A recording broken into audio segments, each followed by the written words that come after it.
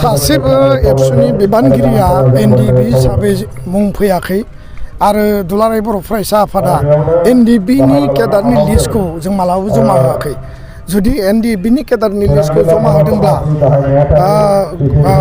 Progressive group, RD group, संबिजिर group, थिरेन group बिथांमोनासो होदों।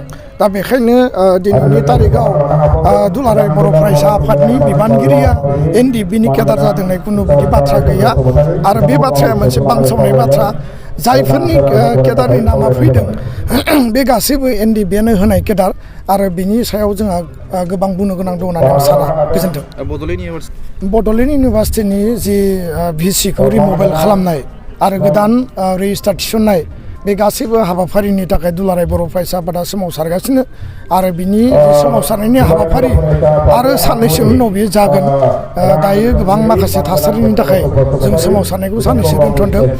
आसाम सरकारनि 4 लेंगुवेज पलिसि आरो गुबुन गुबुन जिखिनि दं आसाम पुलिस रिक्रुटमेन्ट जोङो आसाम सरकारजों चिफ मिनिस्टारजों 19 डिसेम्बराव दुलाराय बर' फरायसा आफाद आरो बर' थुनलाइ आफादजों जिरायगोन आरो बे जिरायनायनि गेजेरजों बे जेंना सुस्रांनायनि हाबाफारिखौ जों मावगोन। पइन्टआबो 19 डिसेम्बराव सावरायजागोन गोथौयै आरो गुवारै। बेनि उनाव माबा मोनसे रिजाल्टखौ जों नुनो मोनगोन। गोजोन्थों।